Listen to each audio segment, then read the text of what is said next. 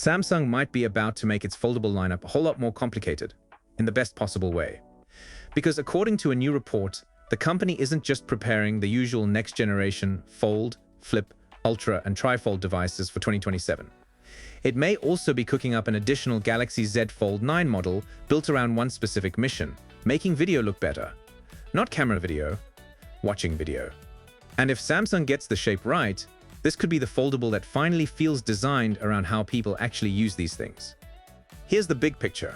The Galaxy Z Fold 8 has apparently landed incredibly well, especially because Samsung moved toward a broader, more tablet-like design. It's a different vibe from the tall, narrow fold designs we've known for years. Open it up, and it's closer to carrying a tiny, compact tablet in your pocket. That has real appeal for multitasking, web browsing, games, reading, and yes, video. But the early buzz around this rumored next move suggests Samsung knows there's still a compromise hiding inside that wider format. The report from ET News says Samsung's 2027 foldable roadmap could reach 5 devices.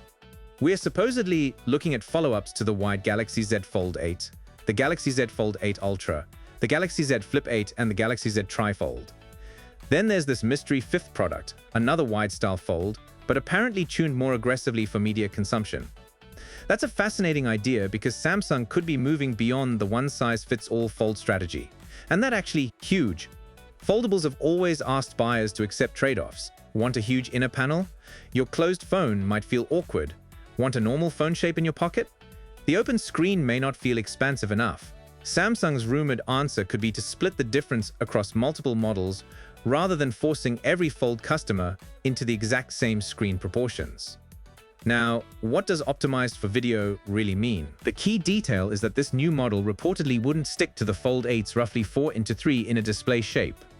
Instead, Samsung is said to be exploring a ratio that better matches the widescreen format of most films, shows, and online video. Nothing is confirmed about the actual dimensions yet, but 16:9 and 16:10 are obvious possibilities. If that's the direction, then videos could fill far more of the unfolded display instead of appearing with giant empty bands around the image. Think about it this way.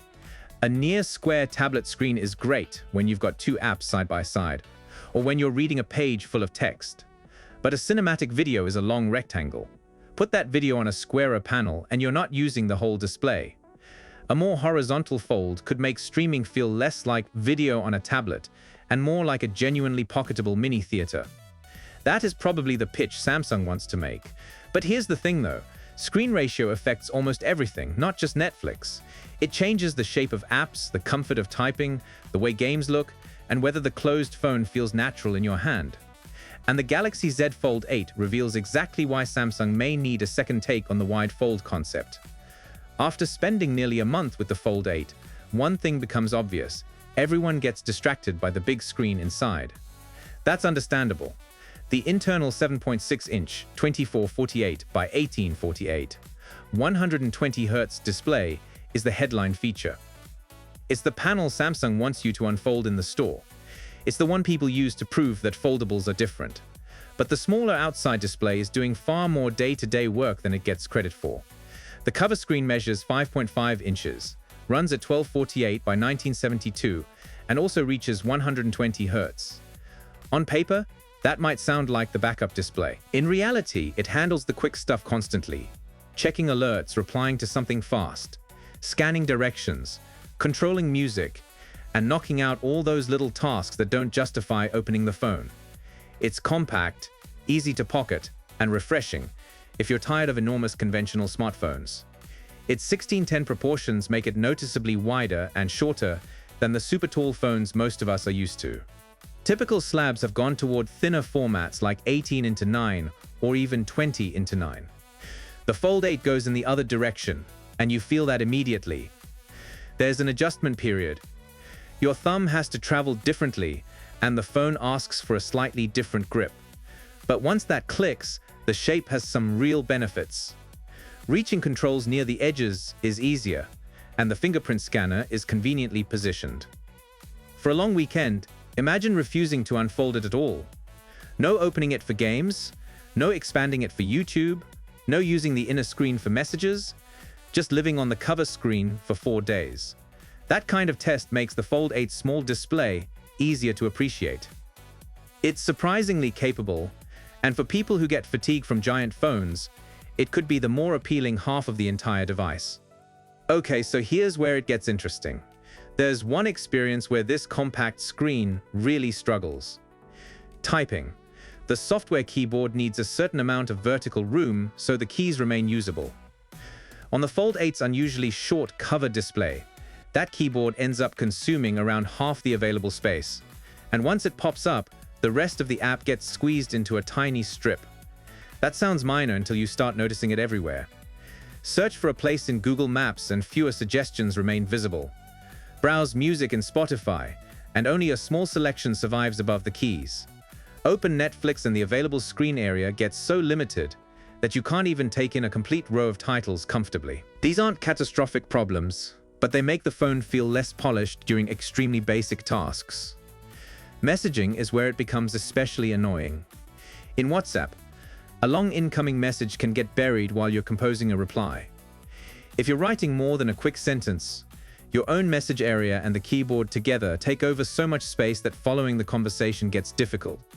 You're constantly scrolling, checking, scrolling again, then trying to remember what you were responding to.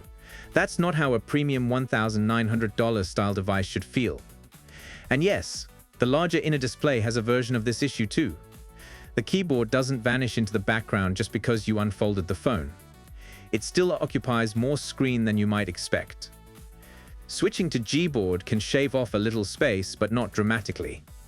Plus, Samsung's keyboard looks more intentional on a fold-sized display, while Gboard can feel oddly oversized and less at home on the hardware. So it's not a perfect software escape hatch. Which brings me back to that rumored second-wide Galaxy Z Fold 9. The differently proportioned device could potentially address more than just letterboxing around videos. If Samsung makes the display taller or wider in the right direction, it could create a better balance for the keyboard, messaging, search, and other everyday apps. It could be the Fold for people who treat streaming as the priority, while the standard wider Fold remains the more flexible all-rounder. Of course, display geometry isn't the only place Samsung has room to improve. The Fold at this price point without a telephoto camera feels like a glaring omission. The current pair of 50-megapixel cameras, the main wide and ultra-wide, may be capable, but there's still a missing piece when you want true optical zoom. At the premium end, that's not a luxury feature anymore, it's part of what people expect. Battery is another opportunity. Samsung's use of silicon carbon battery technology is a meaningful step forward, but there's still appetite for much larger capacities. Chinese smartphones are already pushing toward the 7,000 milliamps territory, and it's hard not to imagine what Samsung could do by pairing a comically big battery with its software optimization and power management. A media-first Fold with a huge battery? That starts to sound very compelling. Now zoom out for a second. None of this means the Galaxy Z Fold 8 is suddenly a bad device. Far from it. Its wider design has clearly created enthusiasm, and that compact outside screen has a charm that gets overlooked. But success is exactly what gives Samsung permission to experiment. If the Fold 8 proved there's demand for a broader format, the next step may be refining that idea for different people, instead of pretending one shape is perfect for everyone. We'll have to wait and see what Samsung actually announces, and the expected window is reportedly the second half of 2027. That's still a long way off, which means specifications, names, and even the final product lineup could change. But the concept alone is worth watching. A foldable designed around the content you consume most, without ignoring the awkward everyday details that make or break a phone. So what would you want from a second Galaxy Z Fold 9? The true 16:9 mini theater, a better keyboard experience, a telephoto camera, or that massive battery upgrade? Drop your dream Fold spec in the comments, hit like if Samsung should go all in on more specialized foldables, and subscribe because this foldable race is clearly just getting started. So, that's all we know for now. We'll be sure to keep you updated as soon as we have more information. Thanks for watching.